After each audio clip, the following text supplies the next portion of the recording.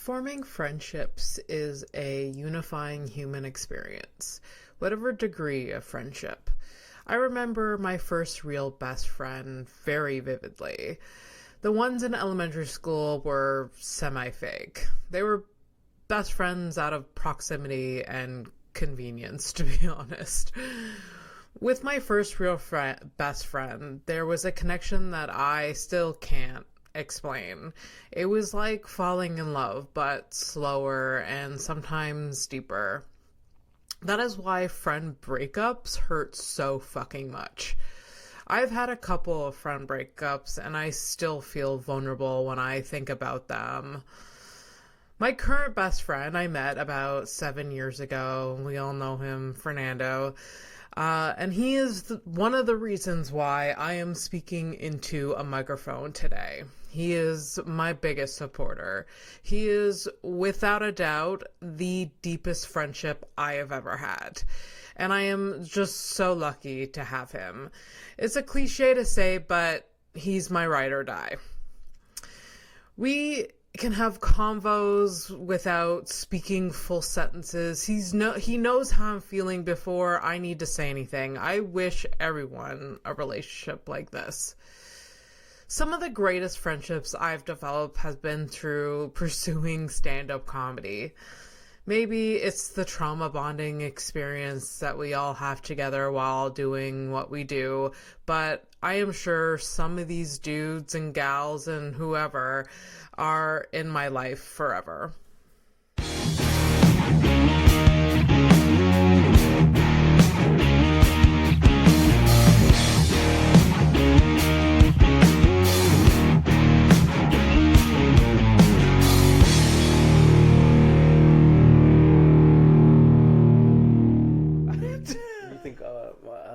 Like, what do you think? We still have our original washer and dryer?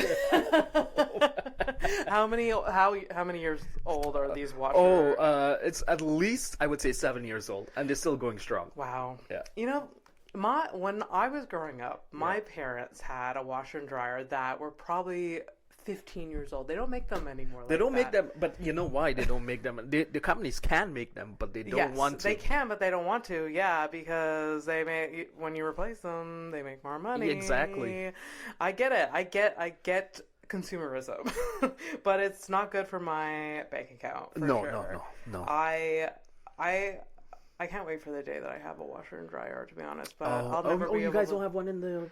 It's in the building. It's in the building, yeah. Yeah, it's so much there's more. pros and cons to. It's really more convenient. Oh, of course. So much convenient. Of course, that and having a dishwasher. Yeah. Like, I will consider myself an adult once I have a washer and dryer. You know what? I considered myself an adult. I remember the first time is when I got for Christmas socks and underwear, and I was excited. That's when I considered myself an adult. That is 100% true. Yeah. I was literally excited. That it could have come in an Xbox box, and I would have still been more excited, to be honest with you. No, for realsies. If I got a good pair of socks, oh my god, yeah, fuck me up with a good pair of socks. Or like one of those winter socks that heats up, like one of those thick ones. I go insane for them. My wife knows I love them too. I love them too. Also, this year my mother gave me in my stocking, because she still gives us stockings. Yeah. She even, now that I have Mike in my life, like puts presents under the tree for Mike's. Yeah. Makes a stocking for him. It's very, very cute. This year she gave us toothbrushes. I was like, fuck yes.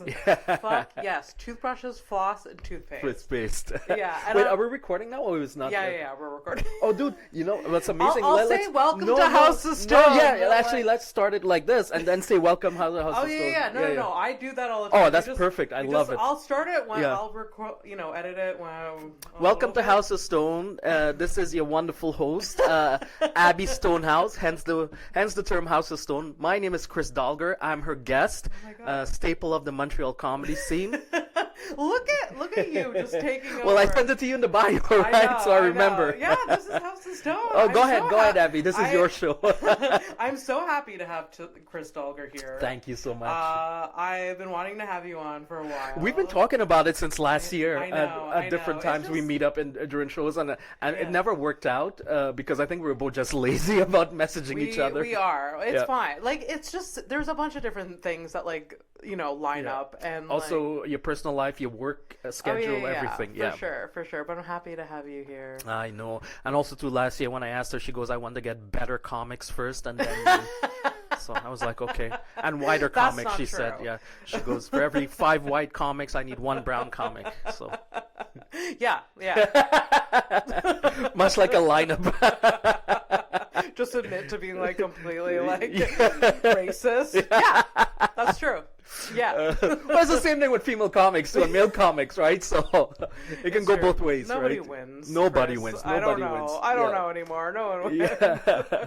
Yes, so welcome to House of Stone. This is Kris Dulgar. I have a little intro for you. Oh, yeah, go ahead. Yeah. So I'll read it out just so people get to know who you are. Yes, even pretty though much. I'm sure a lot of listeners already know who you are. Oh, yeah, I forgot to mention host of Raw, but you know that, so you can add it on. We do it later. We do it. Yeah, for sure. We have time. So Kris is a staple in the Montreal comedy scene, like he said. Kris brings his Caribbean immigrant experience to stage with hilarity. His sharp wit and storytelling approach have audiences in stitches, which is very, very true.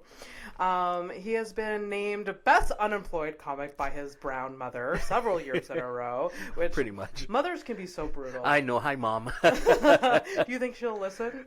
She probably will if they're... Really? I don't know. If she goes, are you going to curse? She's going to ask first. Are you going to curse? And if I say yeah, she goes, she's not going to listen. Well, tell her that you're not cursing. This is a PG podcast. Mom, this is going to be PG. PG-21. We'll try our best. No promises. No promises. Mrs. Dulgar. Yeah. My apology in advance. And when I say a staple in the Montreal comedy scene, I mean it. Kris has been a pivotal part of my comedy career, hosting many open mics around the city. He is supportive and always a friendly face when you walk into the room. Welcome to the show. Thank you very much. And it's such a pleasure to be on, finally. I know. And also to see your personal growth in comedy as well. Oh my gosh, since you started. You. So. And literally, since the beginning. I mean, you've been doing comedy for such a long time. Yes. We won't mention the number of years, but I have been. You don't want to mention the number of years? Let's say over 15. Over 15, okay. Yeah. There's no shame in the game. No, there's no shame in the game. I'm like in my 40s now, so I've been, I started back in the day when I believe the only places you could go to perform would be the Comedy Works and the Comedy Nest. Yeah. So there wasn't an independent scene as there is now. Yeah. And it was built by a lot of really, really good people. Yeah. So my third open mic ever was at the Comedy Works. At the Comedy Works, yes. Yeah. And my first 2 was at the Comedy Nest. Yes. And so... See, it was so rare because I was going to ask you on this podcast if, because it slipped my mind whether you had been in the game long enough to remember the Comedy Works. Oh, yeah. But okay. So the Comedy Works, burnt down. Yes. Literally, like, when I was 6 months into comedy. 6 months into comedy, yeah. Maybe a year-ish. Yeah. It was definitely, like, I was very, very new to the scene when that happened, unfortunately. And, I mean... What a spot, though. What a spot. Yeah, I know. Mike has so many stories. Yeah. Well, I mean, me and Mike, we kind of started together years ago. I think I may have started before Mike, but I remember him as a young comic running a couple shows. He actually ran a show here in NDG for a little bit, and really? Mike's always been amazing too. He's always been friendly, always been nice. Yeah. Yeah, he has so many stories about you and so many stories about the Comedy Works. So, like, I mean, I performed there a handful of times before it went away, and the first time my family came to see me perform was at the Works. Was it at the Works? So they never came to the net because I thought maybe you just wanted to just get your footing first before you brought them out. I waited a little bit. I didn't invite them to my first open mic because I was like, I can't. Right. I can't do it. Yeah. I can't do it. But it was like my third one. I think it was my third time Third time? performing, and it was at the worst, or maybe it was like a few Yeah. times. I don't know if I waited a bit longer, but yeah, it was at the works, and you hosted. I hosted. Yeah. Oh, wow. Okay, so yes, that's when our good friend Sid was probably the manager I managing have at the no time. idea. Yeah, it must have been. Yeah. Yeah. Um, I remember emailing, and I think Oren booked me for the open mic. Might have been. Yeah. I'm not sure. Yeah. Everything has changed. Everything since, has changed. so Well, the whole scene has changed since then. It has. Yeah. It has. It's so different now. So when you talk about it as like your immediate family, you want to hear something funny? Everyone in my family has been to see me do a show since I've been. My mom has never seen me perform Your live. mom has never. Never ever seen Do me you perform. want her to? I Is do, the but she question. just like she knows the type of material I do, and she just doesn't want to come see it. Really? She gets so shy when I start cussing and when I do this, Okay, and when the okay. material and I Yeah. can be controversial. Yeah. Would she distract you by being like? Yeah, I mean, I would feel as if I looked at her and I see her in the crowd, I'd be like, oh, I gotta keep it clean. I gotta keep it clean. Really? Yeah. Which I can, which I like. I wouldn't mind. I told Yeah. her I have enough Yeah. material to do just a regular clean set, but she still doesn't want to. Yeah. She's gonna be so shy, and I think she'd be way more. Even at this point, she would be way more nervous for me now, as if I was a first timer. So she just doesn't. Really? My That's- dad, my brothers, my brother, my sisters, all my uncles, aunts, cousins, they've Yeah. all been, except for my mom, which is Except for your mom. hilarious. Yeah. I mean, she has to like stand by her. She has to like. Yeah. She can't go now. Yeah, she can't go now. She can't Like, switch now. no, maybe when I'm in a bigger, like if I do a hall, like a big place, Okay. or a JFL Yeah. event, like Yeah. I'll definitely Yeah. have her there. My parents have definitely seen me perform. Yeah. Many times. Many times. Many times, and I don't hold back. There's nothing in me that's like. Well, this thing, I think my mom is scared that I might be talking about anything sexual, like, Okay. and she's a traditional brown We can mother. give her a warning. Yeah. We can give her a warning. Yeah. She's had 5 kids, and she still tries to convince me she's still a virgin, kind of a thing. So, So like, okay.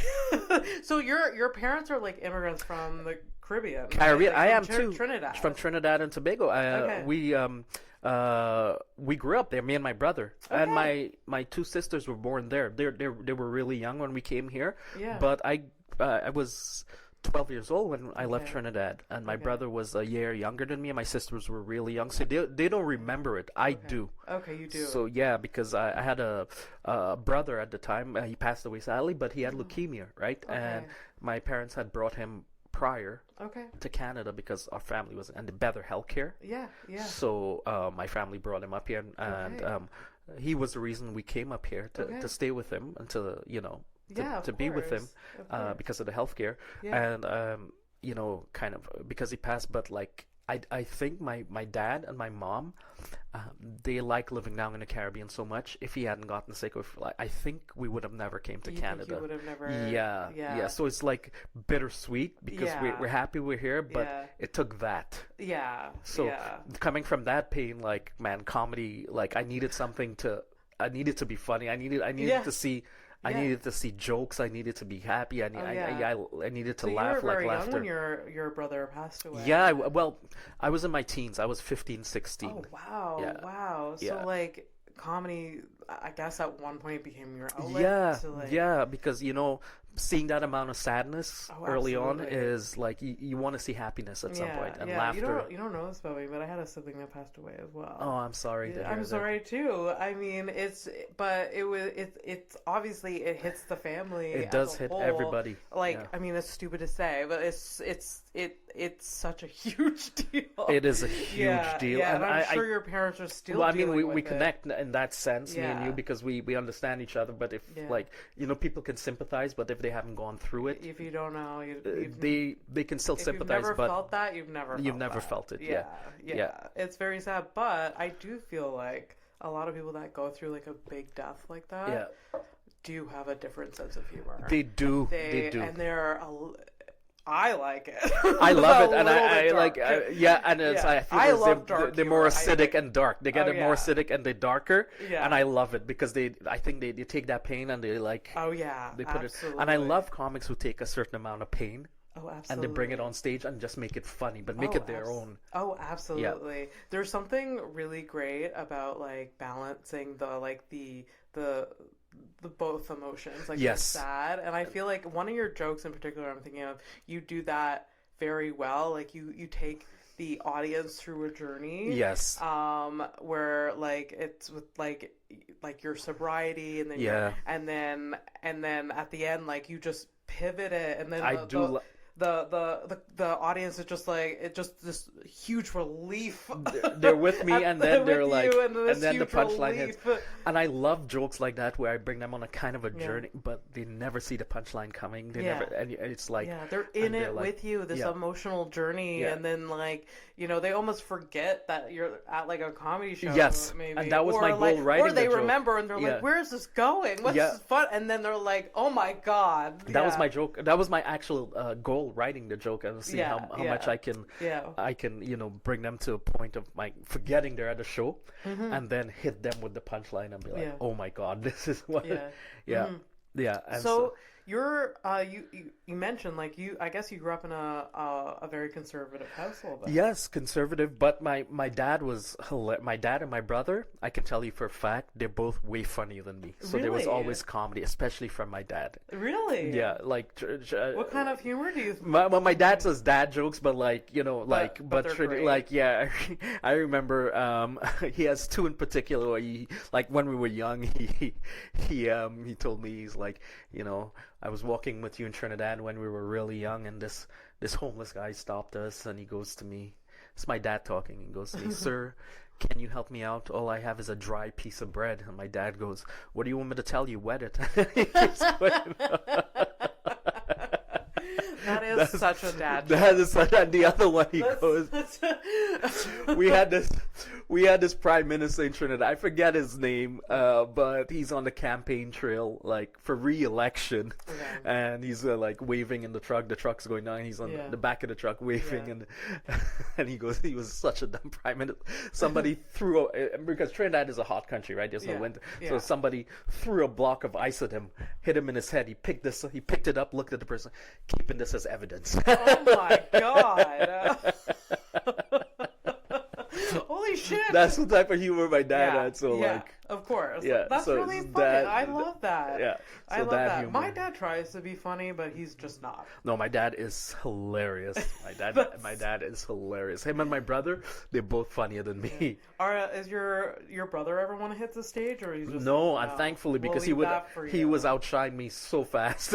Really? He would I outshine don't me know so about fast. My that. brother, and it's so weird because my name is Chris, good Christian name, because my parents, when we grew up, obviously we're brown, right? And but my parents, they said, let's give them good Christian names so they can find jobs in the future. So I'm Chris. Yeah. My two sisters, Amanda and Samantha, Okay. and then my brother, on the left field, Elvis, which is weird. Elvis? Elvis, yes. For real? Yeah, but my dad is an Elvis fan, and I think My dad was an Elvis fan. I too. think That's my so I think weird. when I was born, my dad wanted to name me Elvis, but like That's a they were good they were name. like nah, and then he was like, okay, if I have a we second, have to. if I have another son, he's gonna be named Elvis. No, but I can't picture him as anyone else but an Elvis. Yeah. Oh, So yeah. yeah. It's a good name. Yeah. I feel like And he that comes name to the shows a lot. He comes to some of the shows, and and he's so funny, man. I'm surprised I've never met him.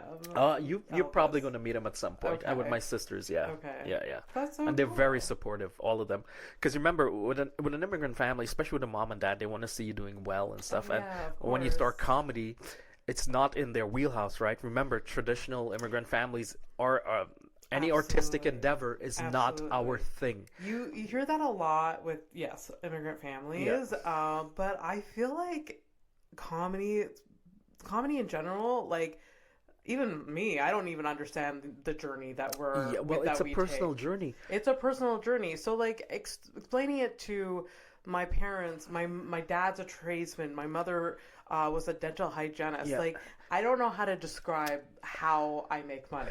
But that's the thing, and like Yeah. as my parents, it took years for them to kind of come around and accept it. Yeah. My siblings did already.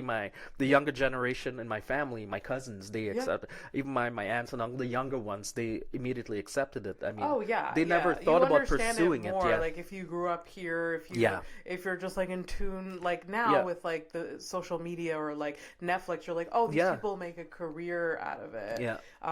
It's not like, I mean, 20 years ago, even, or like 30 years ago, it wasn't like, you know, oh, I'm gonna be an actor. Like, Right. oh, I see that people act and make Yeah. living. Stand-up comedy was not like the very popular art. Now it is It a is. popular. Yeah, and I it's remember a- being in high school. Yeah. And this is way before the internet and way before Netflix, and we had all these choices. Yeah. There was just cable, the big channels, NBC, ABC.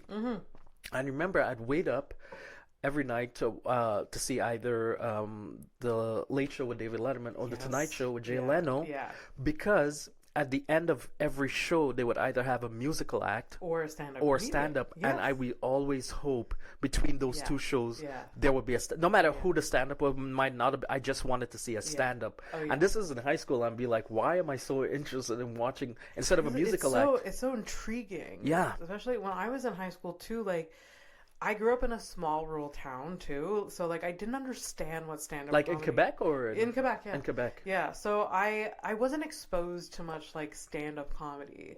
When I got older, obviously I was, but it was very intriguing. Like, and also on like CBC once in a while you would You would like, see CBC. yeah, I stand-up remember. specials, and Yeah. you're just like, it's very intriguing. Yeah. I used to love late night shows. Yes. Letterman was my favorite. Letterman was my along favorite with too. Conan, Yes.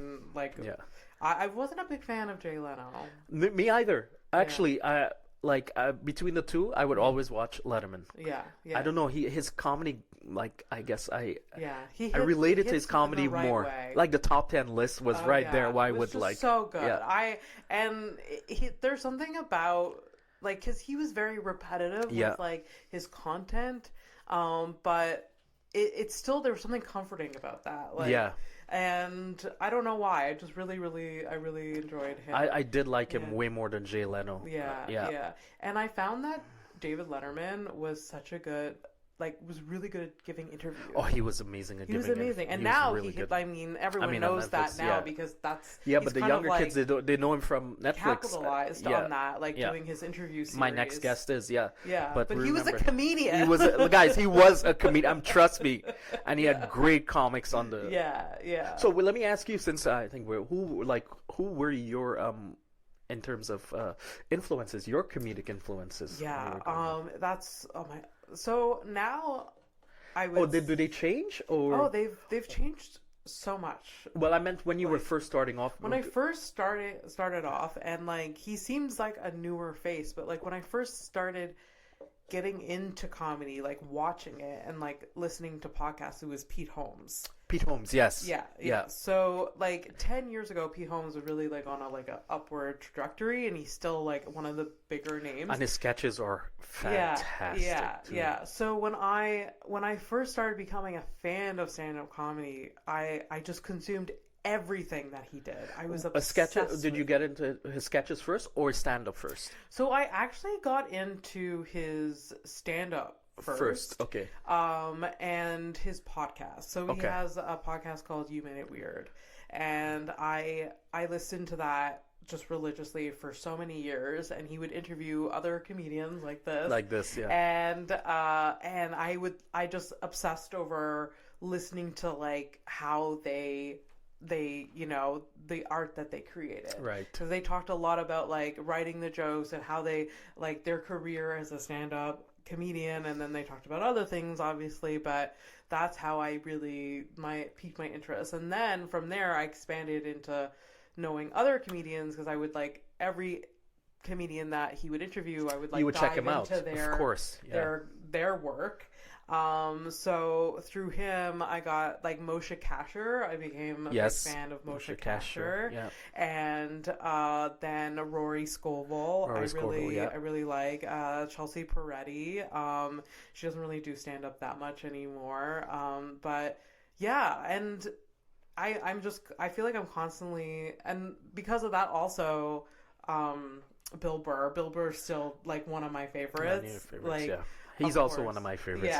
He's incredible. So some of you, like, speaking, like, same question, like, one of your favorite comedians? I mean, my Mount Rushmore, it changes all the time, kind of a thing, but they're like the same one. I think the same three would still be Chappelle. Patrice. Yeah, Patrice. Yes. I know Patrice. Like, Chappelle, and that Patrice. I think he died before I started becoming a big fan of like. But comedy. I saw him at the Just for Laughs festival at Theatre St. Catherine do 2 solo shows. And I was an like, 80-person venue. Yeah, that's so amazing. That's what I love about the Just for Laughs festival. I'd rather see these big comics in smaller venues like that rather than the bigger venues. Yeah, the first comedy show I ever saw was at the Just for Laughs festival. It was Pete Holmes in Theatre St. Catherine. Wow. Yeah, and I remember one of the first times because at the Comedy Works they used to have Just for Laughs. They used to have big names come in because they used to come warm up for their bigger shows. Yeah. So the guy who was running the I forget his name, but Jimbo or something? No, this was the actual Just for Laughs event guy. Okay. Yeah, a brown dude like me, so you saw I was brown. Like his name might come back to me, but he used to always let me come up and sit in the stairs at the back, and I saw. Patrice O'Neill come in, and everyone only had 5 to 7 minutes, right? Really? Patrice O'Neill came up there and did 25 to 30 minutes, and he just destroyed. Yeah. And these are the days when he was Those doing. are like the moments that you remember. I remember that. Yeah. Like when I look back on the many years that I've attended Just for Laughs and gone to shows, like I'm always blown away. I'm like, oh my god, I saw that guy like do 7 minutes at this shitty for like mic at Just for anyway, it wasn't a shitty mic, but it was just like I can't believe I saw that person. Well, here's the thing, and they're so after just Patrice, Chris Rock, and Eddie Murphy, but then you have the Bill Burr is there, but like then you have like not my style, but I love watching like a Nate Bargatze. I love Nate Bargatze. Like watching him work clean and watching his jokes and just like it just inspires me. It inspires me because he creates things that are clean. Yeah, and he talks. He tells a story, and it's and it's very clean. And there's not one swear word in it. There's not anything where it's like it kind of reminds me like you don't need to fucking swear all the time. And Nate Bargatze talks all the time. When he was a young comic, he used to hang out all the time with someone like Patrice, which is and coming up in New York and 2 different styles, but they just respected each other's comics. Yeah. So like I watch comedians who are not necessarily my style as well. It's important to have a different like point of view. Yeah, absolutely. And I love watching even if I can't do it, I just love watching them. Like, maybe you can do it. Just try. Maybe you can. Well, Wanda Sykes is one of my favorite. I love her. Wanda Sykes. What's her name? It'll come back to me. All right, keep going. Because she just came out with a special too. I mean, we dived right into talking about comedy, but we do have a topic of today, and that is friendship. Maybe I shouldn't even bring it up. No, that's an amazing. I did actually want to bring that up too. You know the reason why I wanted this for your episode is because you are so friendly. Oh yeah, but you are so warm and friendly that I can't imagine anyone hating you. I might have my haters, but every time I have my haters, I try to get them back on my side. Here's the thing: when I first came up in comedy, I felt like alone, right? But this was way back in the day. No one was. There was no community. There was no support system. Yeah. So I was like, "Hey, man, let me." The newer comics coming up. Let me just be friendly to them. Let me help them as much as I can. Of course, make it a bit easier for them because comedy is not easy. It's not easy. It's very stressful. It's very stressful. New. Like you host a lot of open mics. Yes. And there's a lot of newbies that are showing up. Yes, and they're all nervous and they don't know what to expect. So it's just like and I just wanna make them feel comfortable and just be a part of the community, because the worst thing is, and I've heard stories about comics who just starting off and like someone was like mean to them, and then they quit. Like that shouldn't be the case. It really, really, really shouldn't. But And also too, I mean, if they quit, maybe they weren't meant for free. You still have to be strong at certain points, but it doesn't. You don't have to be an asshole. Yeah. I don't want to be the reason why someone stops doing. And I love watching these new young comics come on stage. It's really, really cool. I love watching the scene grow. Yes. And like all like the new voices and the opportunities they're getting, and the amount of rooms they can do. Oh absolutely. And they start producing things. They try new shit out. It's really, this is what the scene should be about. This is what it should be. And like for them to have the confidence to start their own room or start a podcast or be like, okay, let me try this out. So I love helping them out. I love supporting them. And I don't want like it's like I don't want anything back, because friendships, because I didn't have that when I was coming up. And the first person like I saw like and it was because he was my color too, but the first person I saw that was like, wow, I can do is Sugar Sammy when he was first coming up.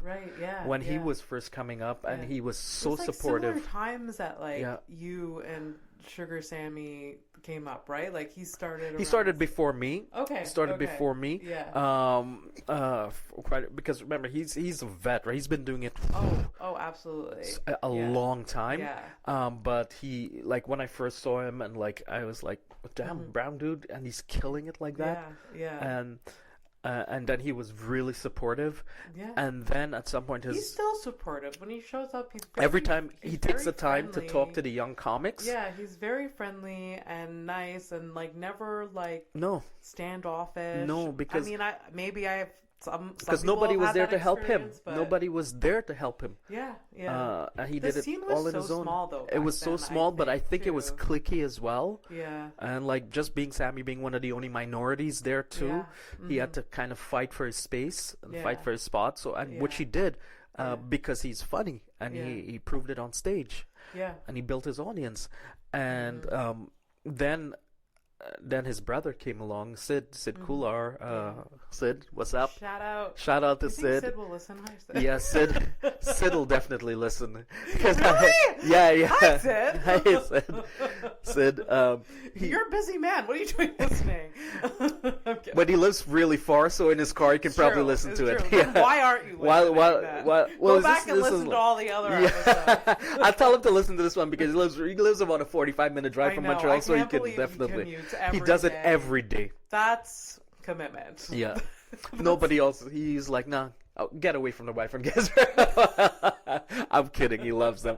But I know. Yeah. When he so he like he's been the biggest help for me personally. Yeah. And he's a producer. Remember, he gives a lot of stage time. To all of us. He took over the Works, and then when the Works. I remember him when I started. He was like handing out flyers outside the Works, like trying to. But he comes from a promotion background, and he built his audience from scratch. And when the Works burned, like he started his, I guess, his conquest of the Montreal comedy scene, where he just went to different venues, started shows, and different venues and different venues. He runs about. It's right evolved now. So much. And people think it came easily. It didn't. It took a lot of fucking hard work for him. Anyone that's ever produced any show knows that it doesn't. Yeah, comics who run a weekly show, they have a hard time filling that room. Yeah.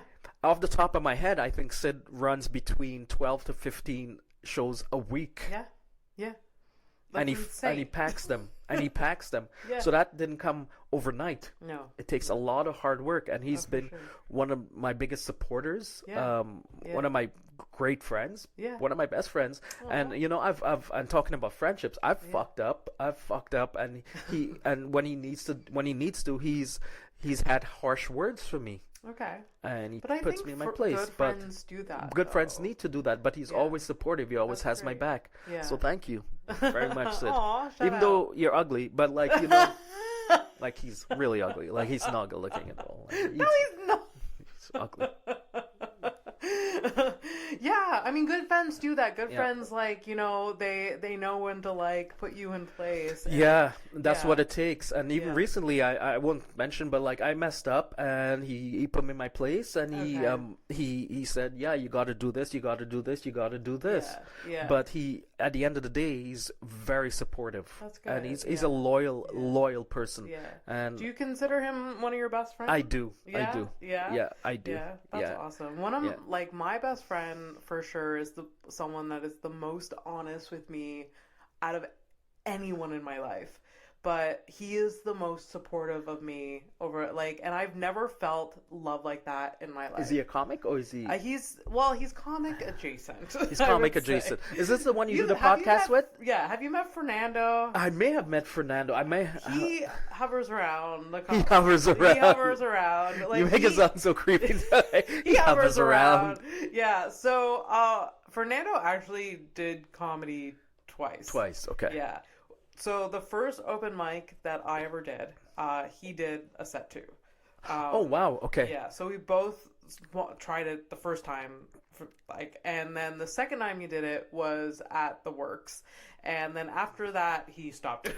Isn't that so weird? Where you can one of you catches one of you catches it, and the other one is like, okay, maybe it's not for me. Yeah. So like I did it we're the same night. Yeah. I did it, went up, fucking loved it. He went up, he did it. He did so well on stage, and it's hard the first time on stage to do well.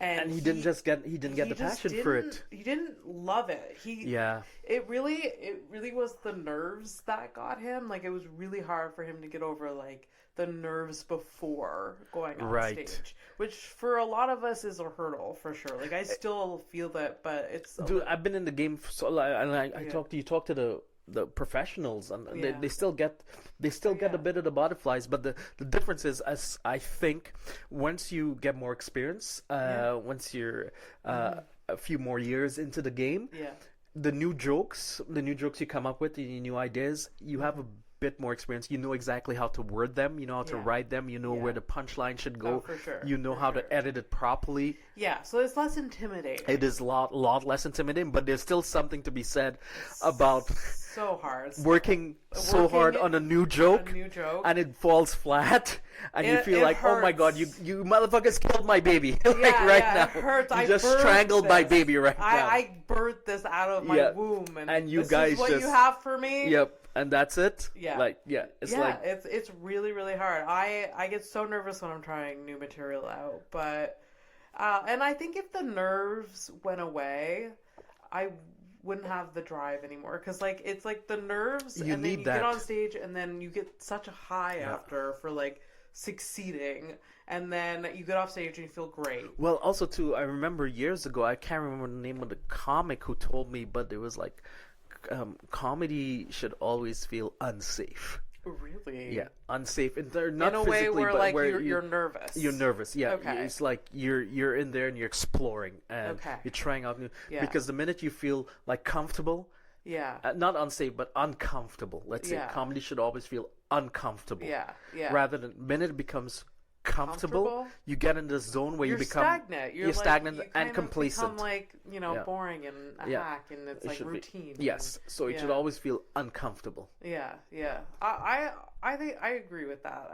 I would think like the moment you're like comfortable in something, then maybe like change it up a bit. Write new jokes, because if you know that joke, and I've been guilty of it too, by being too comfortable. Like we all have been comfortable, but like life happens, and you get into like a routine, you get stagnant, and there's a lot of stressors outside of the stage, and then you're just like, I'll just keep doing this, and your personal situation changes as well. Of I've seen comics I grew up with, a lot of the comics now, they have a family, have kids, they're married. God.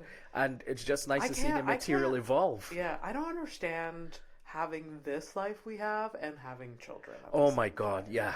I mean, you're like one step ahead of me. You're married and you have a wife and stuff like that. And so 4 cats, you have your but mini no kids. Family. Yeah. I don't know, like, I guess I have Mike or whatever. I guess. But like I guess I have Mike. I guess. He's around. He's around. Yeah. But like I can't imagine having children or a commitment. Yeah.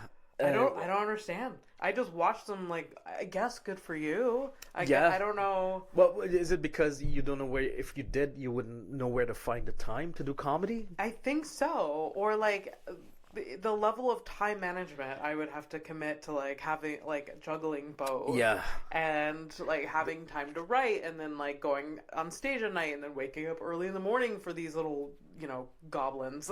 I know, and this is us calm. Imagine someone like Sid as a producer producing so many shows a week. Yeah. And he still has 2 young kids, and you're like, oh my God. Like, I don't know how the hell does he do it? But there's a lot of comedians, people do it. There's a lot of comedians now that have children. I don't know. I don't even have a cat. I don't even know. Like, you know what? I don't have kids, but like a lot of the comics I came up with, like Rodney, for example. Yeah, Rodney Ramsey, that's true. He has kids, and he's still, also too, a big thing, like in the next few years, a big thing that's going to change, I think, within comedy is the virtual reality shows, and like... you don't have to leave your home. Yeah, the metaverse. So Rodney Ramsey does. He's on the forefront. He is on the forefront of that. And shout out to Rodney Ramsey for creating that. Yeah. Have you done the virtual? Yeah, I've done a shows? few. We actually did a few days ago. A first one in French, so we're getting on the French side of things. But Rodney's been on the forefront of that for years. Oh yeah, since the pandemic. He started even before the pandemic. He was always talking about it. He saw where this is going. He's a little tech nerd. That's why. That's it. But like, imagine having people, and that's the thing, you don't like being a comic in the metaverse because the crowd can be from anywhere in the world. Oh, of course. And it forces you to be more more general rather than local specific, which is good because that material can work anywhere. Which is really good, because even when I go to like Toronto, it surprised me how much I'm like, oh, I have to adjust the joke, and I didn't even think about, like, this is kind of a local joke. Yeah, exactly. I've done the Zoom shows with him, but I've never done the VR shows, because I've never even put one of those headphones. You haven't? On. No, I have not. Well, because I started working with Rodney now, you'll have the chance, because over the Christmas period, I bought 2 of them. So really, with the goal, in terms talking about being friendly, with the goal of if any comic would like to come grab one of mine, that would be awesome. Yeah, so any comic out there, if you'd like to do a show in VR, obviously Rodney's the one, and and there's open mics and there are book shows. But if you want to try it out, I do have an extra one. That's amazing. That's amazing. And Miriam Khan has been been hyping them up, and too. She's been hyping them up as well, and she's involved in it as well. It's kind of intimidating, because it's like people tune in from around the world. But here's the thing: a lot of them, they kind of want to know where you're from too, and like Montreal, and like, but you can't really do if you want to do local things, you gotta make it more general. Oh, for sure. Yeah, because like if I have to talk about if I have to talk about, let's say, NDG being a trendy neighborhood, I'll be like, you just switch it up by saying, oh, I'm sure you guys have a trendy neighborhood in your city. Ours is called NDG. That's it. Absolutely. So how are the audience different between? Well, they're more international. Yeah, but do they react differently? Not really. No? Not really. You can hear them laughing. Okay. But the avatars, they can send thumbs up, or they can send confetti or anything else. That's so really funny. yeah, it's hilarious. What is like me as the comedian? What am I seeing? You're seeing the avatars. You're seeing them in cartoons, so they pick each their own avatar. Really? Yeah. Is it like a screen like Zoom, where it's just like a bunch of different? No. You're like in a 3D theater. That's comedy crazy. club. And you can see them, insane. each of them, and like you can talk to them, and you see their names and everything. So cool. It's insane. It's insane how nice it is. So cool. So, have you ever run into anything while you're like have them on and performing? My cat attacked me the last time. Really? He jumped on the homie jumped on my balls, and I was like, no, because you can't see anything. So then I'm the fattest one out of the 4. He jumped right on my balls. No, I was like, God damn. You have to like. Yeah, I had to. Contained. No, I was like, but because they just jumped on me. Well, everybody knows you're performing from home. Yeah. Right, so you Of just course. tell them, like, oh, I'm so sorry, my cat just That's jumped. so funny. So you make it a part of the show as well. Yeah, yeah. Yeah. Did you do a lot of Zoom shows during the pandemic? No, I didn't do. No? I think I maybe did one, but I can't remember if I did Okay. one. But Okay. the 3D shows, the metaverse shows are way better than the Zoom shows Yeah. because Zoom shows I are can 2D. imagine it's more It's more interactive. interactive. Yeah. For Zoom shows, a lot of people would just mute themselves. A lot of people turn would off their mute themselves. camera. Yeah. Like, this is such a good vibe. Yeah. But it was kind of like there was something kind of cool about the Zoom show, even though I don't want them back. I don't. But No, but also too, it just was born out of a necessity. it was for So- sure. There was something cool about it because with Rodney's like Zoom shows, Yeah. I got to meet other comedians from like Toronto and around. Well, of course, and make contacts, Yeah, and which is make a big contact. thing. Yeah, and like I would just use it as an opportunity to try new jokes out because like the ones that I mean, some of them were more pro, like Right. Saturday shows, but most of them were like a Wednesday, and I was like, okay, let's just keep sharp. Let's start like try new material. Of course, but you need to do Yeah. that. Also, too, I always tell myself, even trying out new jokes. So when I was a bit younger, I would be like, Yeah. these people who are not laughing, chances are, I will never ever run into them ever again in my It's life. true. So I'm like, 100%. yeah. 100%. Oh, then I'd had myself. I was like, you're the problem. It's not my joke. It's you. Anything to just make me feel better. Oh, absolutely. 'Cause we all have always do egos. that. You know, those jokes are good. It's the audience that was Yeah, bad. it was the even audience, though you're yeah, like, yeah. no, those I need to do better. I need to do it, but that's what Sid tells us all the time. He goes, "It's not the audience, it's you. You do, no matter how bad or good, it's up to you."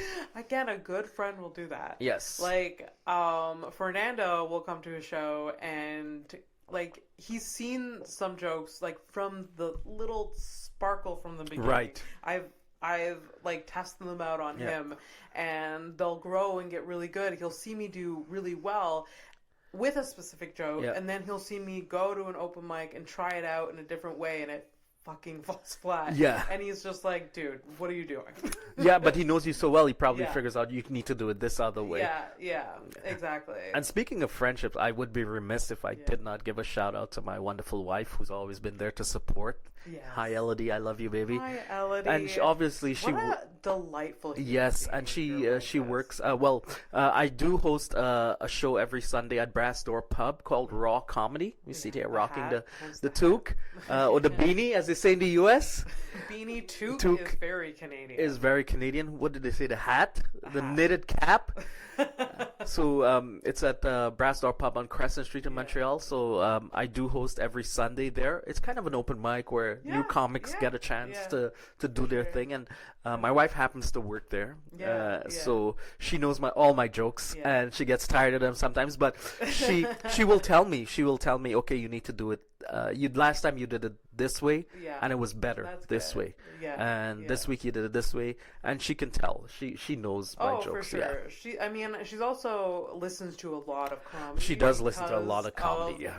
Working at that venue. Yeah, at the venue, yeah. Yeah. So like you get it.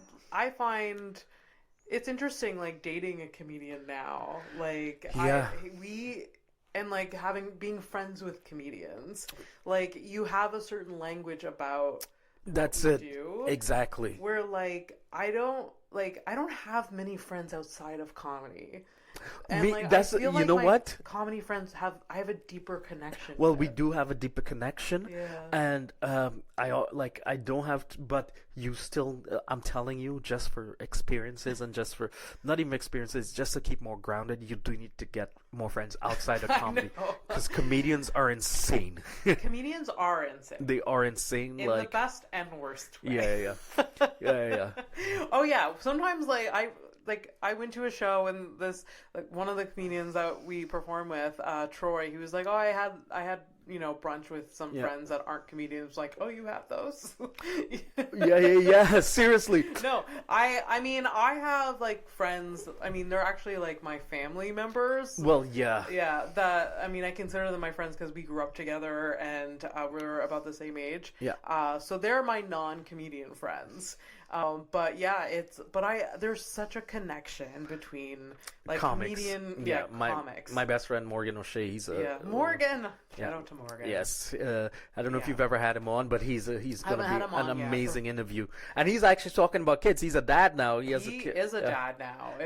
And he has to figure out find a time and like do all that.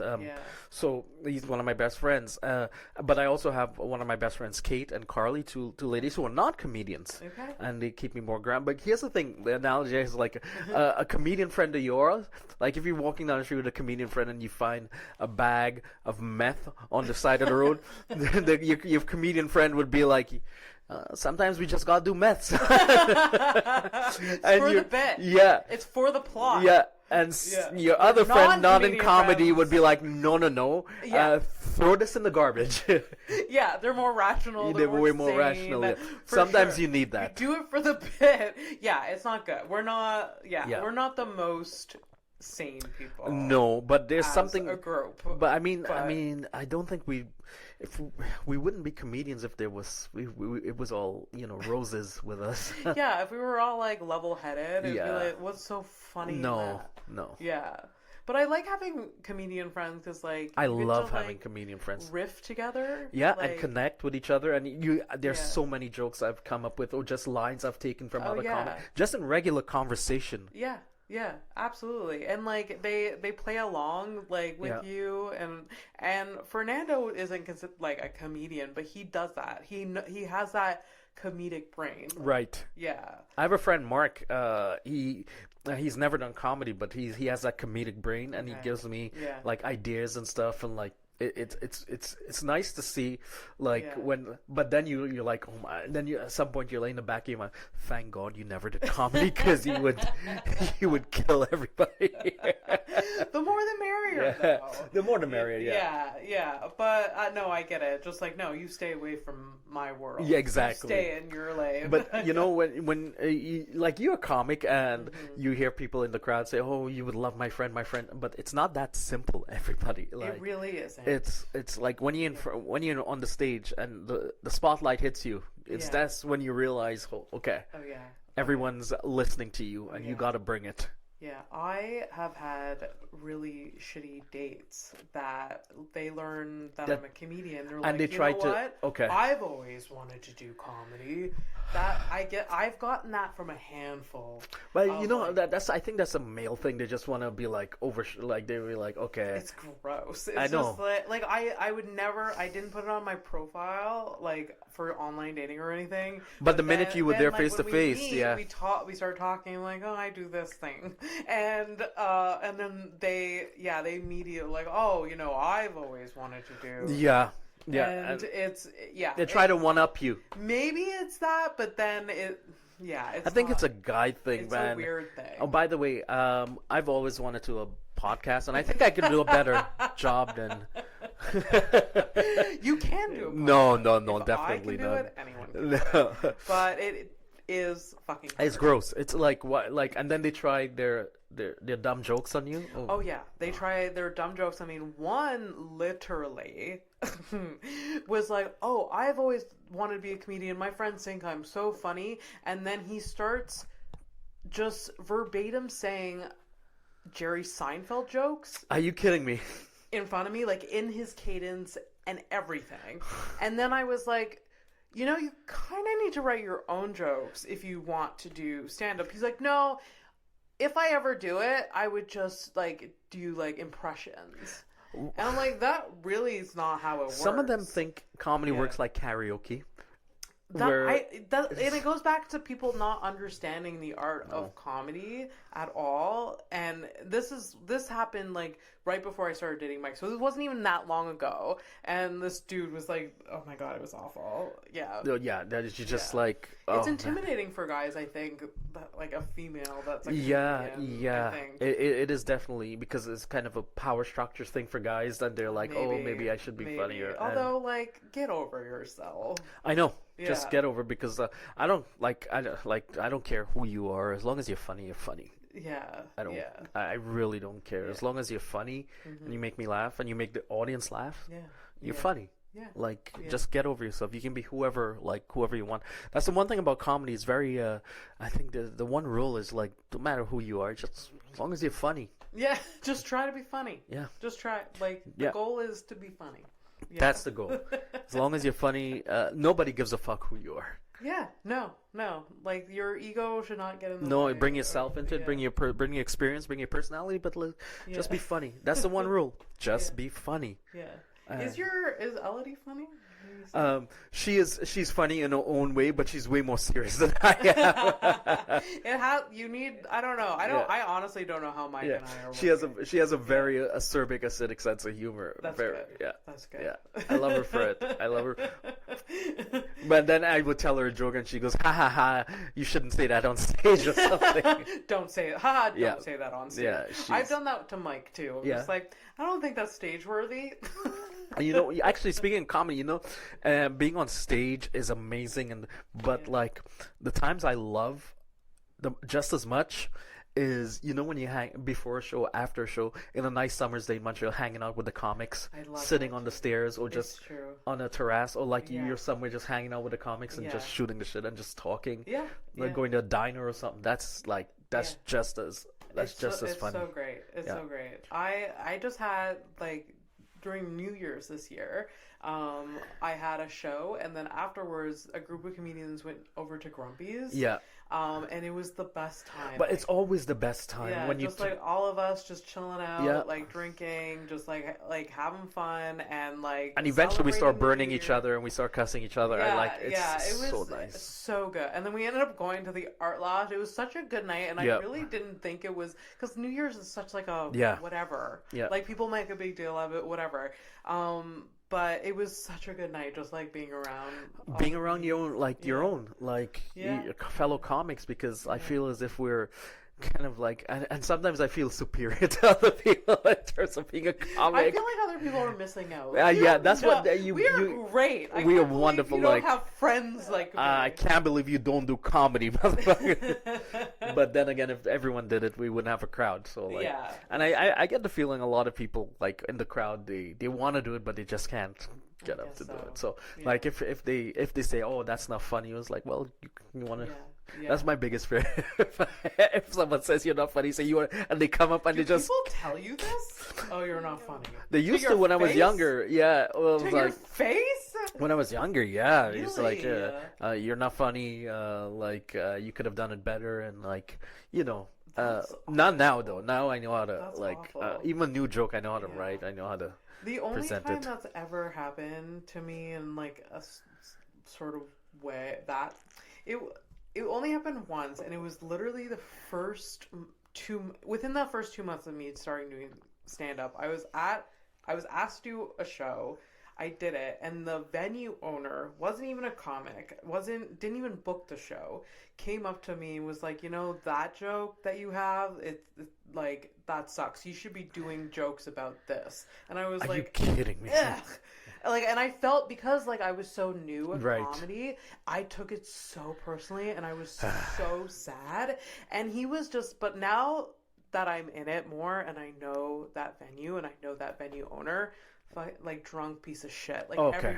Everyone hates him. Right. And but when you're new at comedy, I guess he saw someone that weak and vulnerable. Right. Well, that's they take advantage of that. Yeah. And I was I remember calling my friend, calling Fernando, and be like, this happened, and I feel so and he's like, he was so mad, and like I was just so upset. But now, like if someone did that to me now, I'd be like, shut the fuck up. Like you power don't. dynamics, right? Power dynamics Yeah, when you're younger, and you're like you want to Especially with, please like, everybody, and you're old like 50-year-old dude. well, also, that smell like and when you're young, whiskey. you don't know, you don't even know if they have like if they can affect your career at some point, and Exactly, you and never so know. you just shut up and take it. That's why like when new comedians are on the scene, like you have to be nice to them. Yes. They're so nervous and they don't know. Well, yeah, they don't and- want to burn any bridges And they're very nervous. They're extremely nervous. So you try to friendly with them, friendly like, support them, and if you're the Yeah. host, really, give them a really good intro. oh, Give yeah, them a really good for intro. sure. Try not to say this new person. No, so it's kind of new on the scene. Maybe his or her fourth, fifth time. Yeah. Like, give them a round of Yeah, applause. Like, I yeah. always try to do that at Raw Comedy. Just, Yeah. hype them up way more than the other acts who've done it a few years of stuff. Like, let them know that they're welcome back. For sure. And, like when you're new, you obviously, more times than not, you won't do. Like Yeah. you probably, I mean, you'll do well if you bring on a ton of your friends, but like Yeah. more times than not, you won't do. You're still trying to figure it You're out. still trying to figure out yourself. Yeah. It takes years to figure out who you for are, sure. to find your voice. A lot of the times, you're doing an impression of a comic who influenced you. Yeah, it's true. Yeah. Do you remember your first set ever? I do. I don't remember. What was the one joke I can't You know remember. where it was? I was at the Comedy Works. Oh, Yes. Comedy Works? Okay. Yeah. Okay. My aunt was there. Her friend. It was the only two I invited. Auntie was there. My Aunt Judy was there, yes, because she was the only one I felt comfortable telling. She was the aunt I was close to, Okay. and she was younger Okay. of the siblings of the aunts and uncles. She was the youngest, and Okay. and she brought a friend, and and I had 5 minutes. I think I did 3. Because you practice it. Oh yeah, You practice it so you long, don't and, have concept and then you of speed up. time. No. When you're new, there's some comedians that think they can fit 10 minutes into a 5-minute set, and then Yeah. they're very wrong, and they're getting like lit off stage. Like, Oh yeah, now music is now I'm starting. getting light all the time. Get the fuck off stage. Yeah, You're yeah, you're going too long. You're going too long. I was like, all right, yes, I got to bring up the axe. But it's fun. Like hosting is it works a different muscle than if you're doing a set. Is. And it's hard. And if I can recommend like to the younger comics there, like getting to get into hosting, start hosting, sure. and it's hard and you'll struggle and but it makes you a better comedian. It makes you. There's more like improv. There's like, more your improv. back There's more. brain Yeah, is exactly. going. That part of your brain that does crowd work and just improv and And like then, coming like up with. switching from talking crowd work to your material and back and forth. That's right. Yeah. And what like one trick I like when I first started, I remember talking to the crowd, but I'd have a prepared joke, so I'd ask them a question that led to the joke. Oh yes, that's a good trick. Yeah. For sure. So that's a really good trick. Ask them a question and say, okay, bring it back to your joke. Yeah. During the Just for Laughs festival, there was this year there was a show called Surrounded. Did you see that promo? I saw wasn't Akeem part of the crowd? It was just Akeem was and I was. Okay. That's another story. Wait, was that the one with what's his name?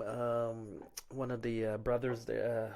There was they did 6 shows or something. So they were in a circle, all the they comics? were in a circle, and it was all crowd work. And what I saw when I watched it was first of all, there was a lot of comedians that weren't very comfortable with crowd work, but they put themselves out there. That's the thing. Yeah, I knew that they were uncomfortable, but they didn't other non-comedians wouldn't have told. I could tell, but they did that trick where they would they did crowd work that led to the joke, to a material. Yes. I'm like, there you go. I see you trying to. I think in LA, the show was called Without a Net or something, where I don't remember which comic, but comics used to go in and they used to give them topics.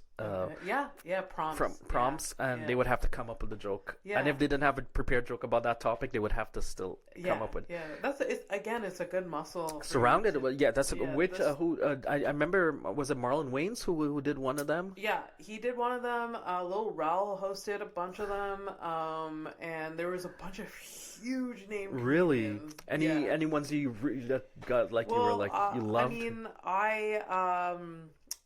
the one that I was on, Rosebud Baker was on. Oh yeah, I love her. She is. I really Actually, Amazon Prime has a. I don't know if you saw the documentary, but it follows Rosebud Baker and a few other comics. Really? For I forget the name of the doc, but it follows her and a few other comics when they were doing the New Faces in Montreal. Hey, yeah, that's so cool. I didn't know that. Yeah, Amazon Prime. I saw it and a few other comics doing the New Faces, and it was really good. You should check it out. I can't remember the name of the documentary. That's so cool.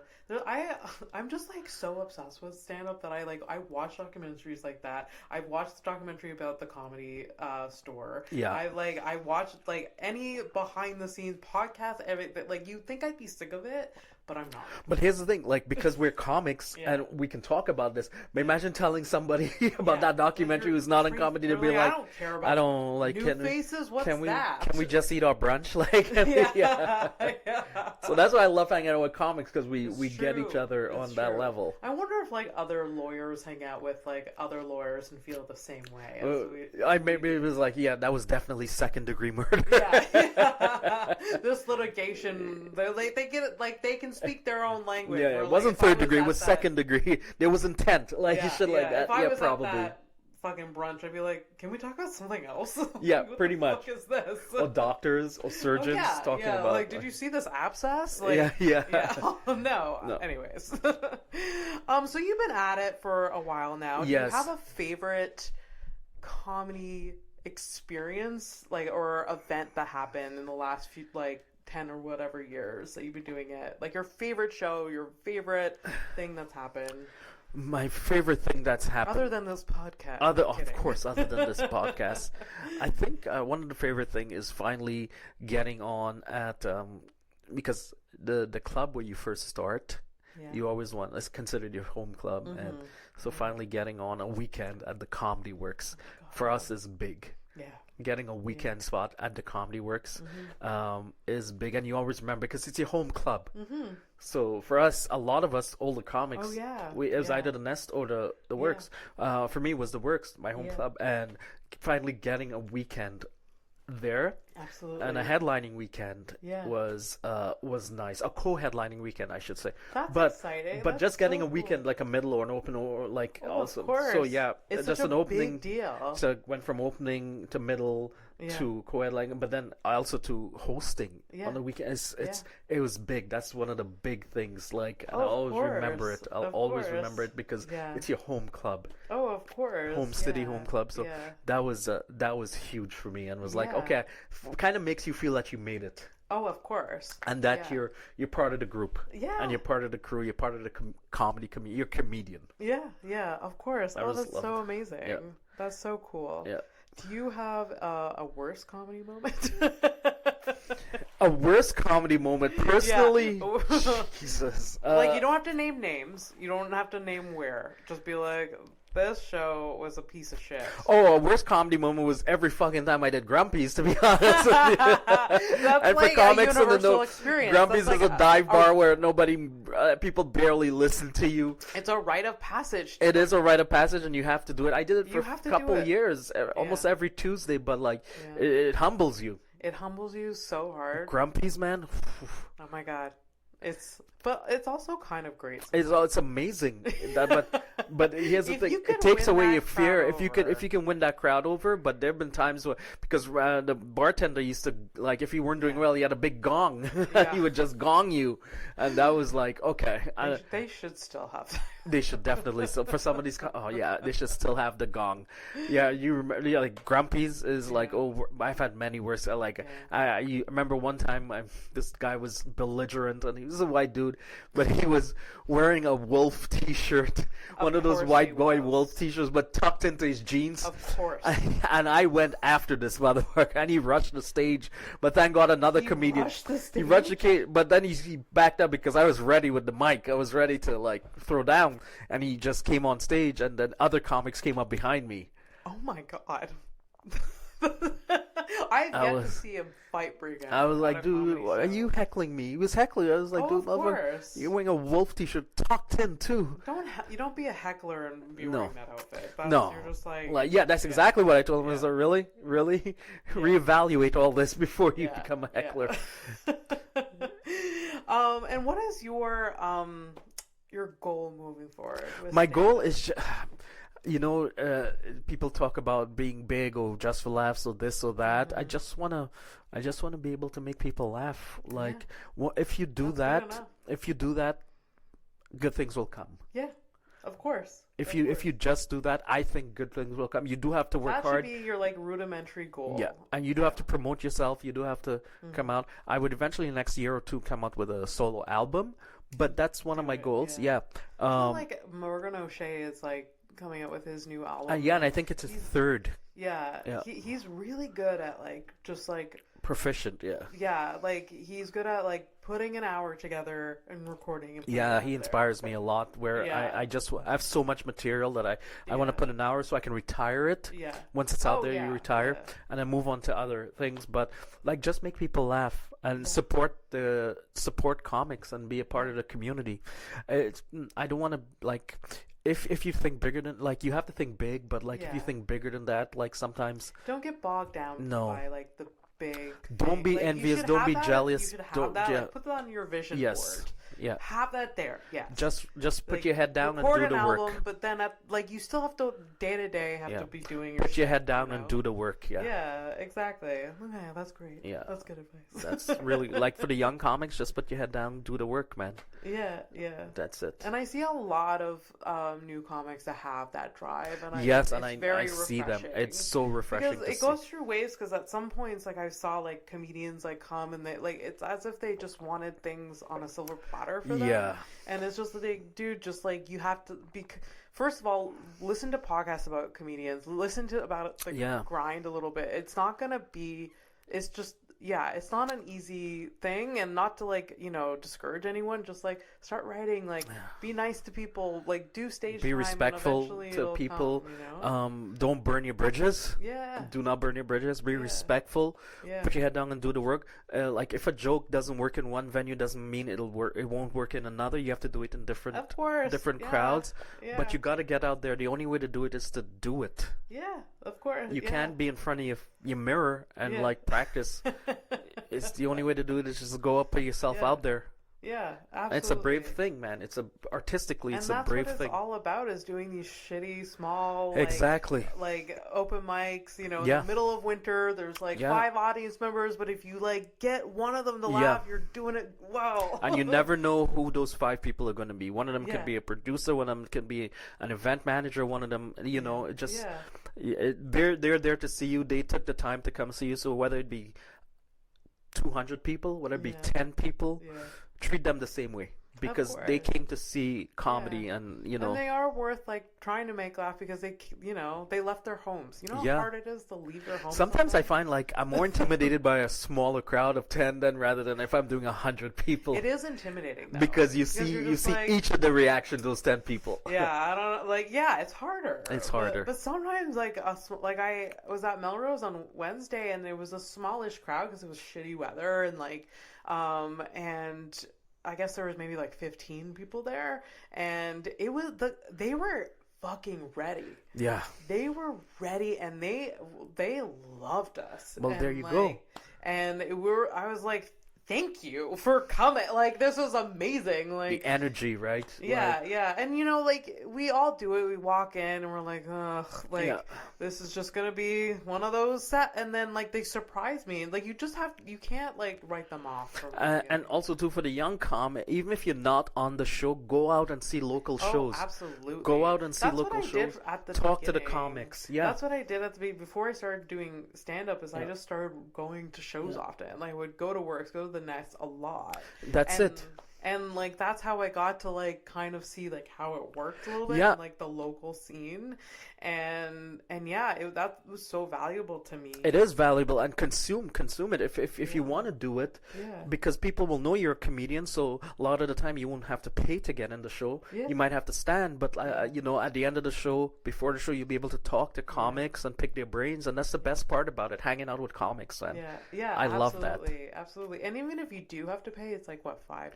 Yeah, that's it. It's not gonna break the bank, especially on a weekday.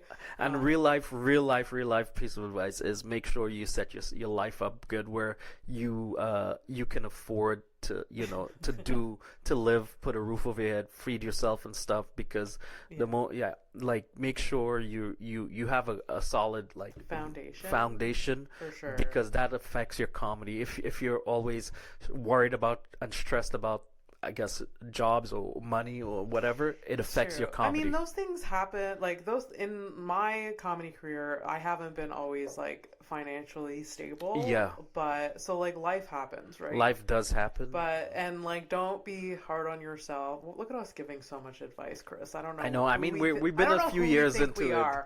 But like, yeah, like life happens. Just don't be hard on yourself. And you're like, okay, I can't do mics every night this week because I can't afford it. Yeah.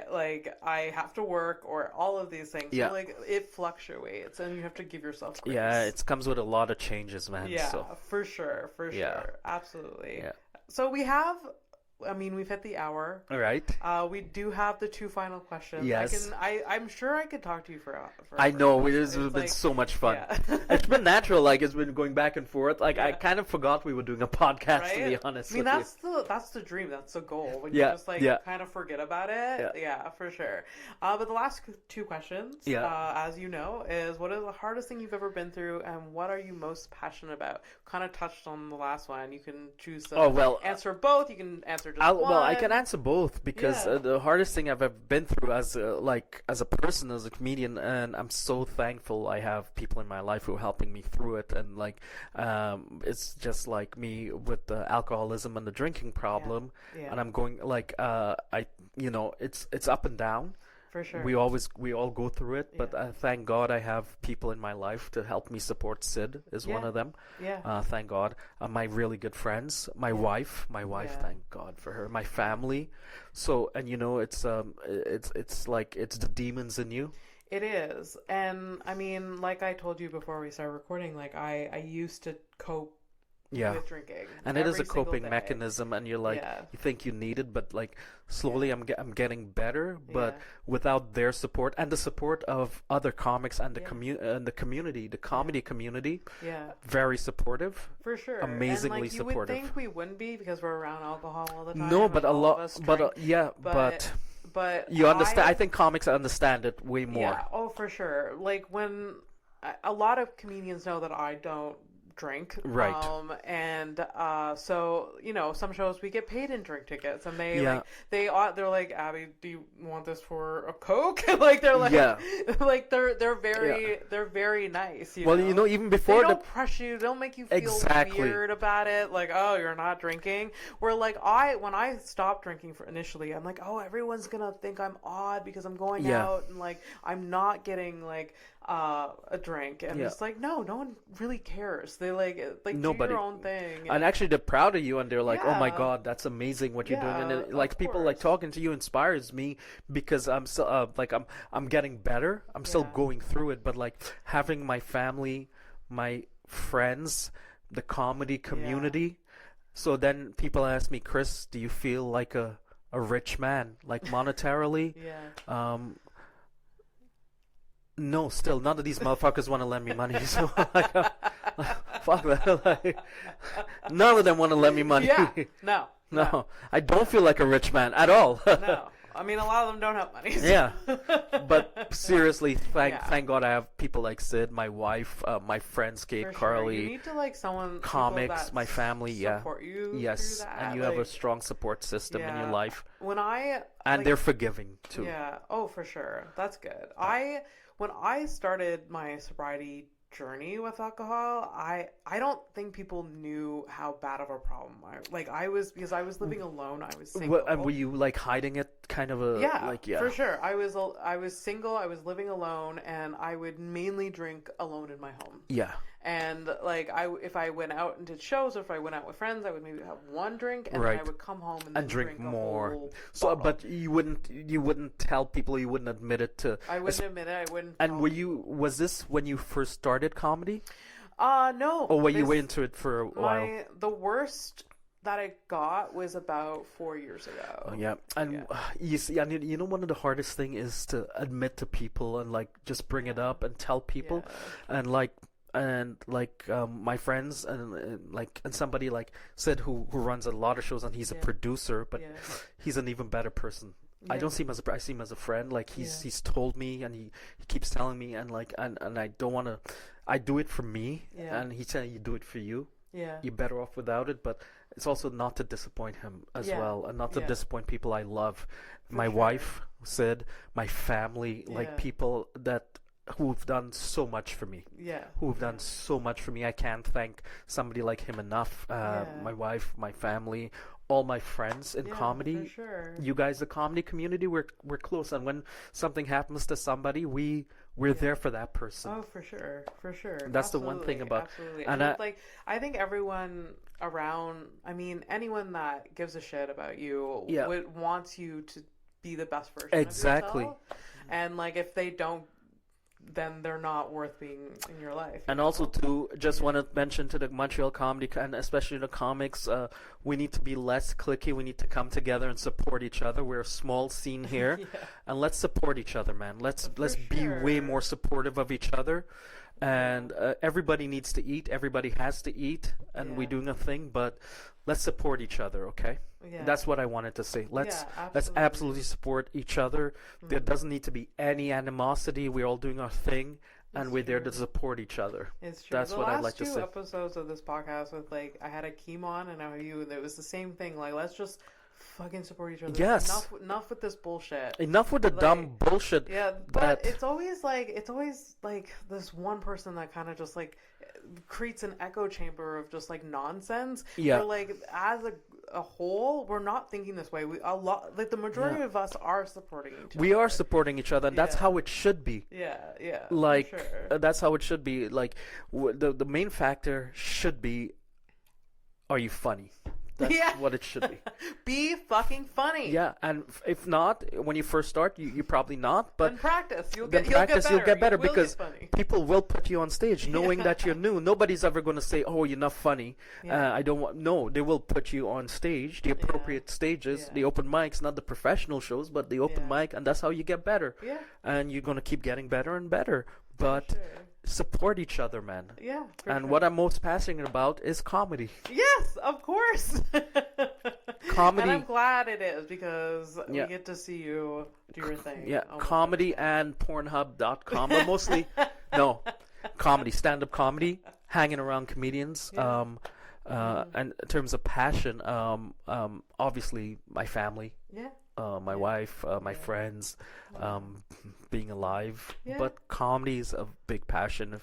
Comedy is there for us. Yeah. Like, I wouldn't know, and I think I speak for you too. We wouldn't know where we would be without this art form. No. I've tried many different life paths. Yeah. In my and you found this. I found comedy, and there's no turning back. I think this is the purest art form, and I might be biased, but I think this might be the purest art form there is. Because I'm gonna tell you something. There's no karaoke comedy. All right, nobody. Comedy is. It's you. It's bringing yourself out, and that's what I'm making people laugh, man. Yeah. Absolutely. Well, thank you so much for being here. Thank you, Abby. Thank you for having me after all this time. Thank you. So where can people find you before we wrap it up? Well, Instagram, it's stand-up Kris. Stand-up like stand-up, but my name is Kris, spelled Kris. So stand-up Kris, Instagram.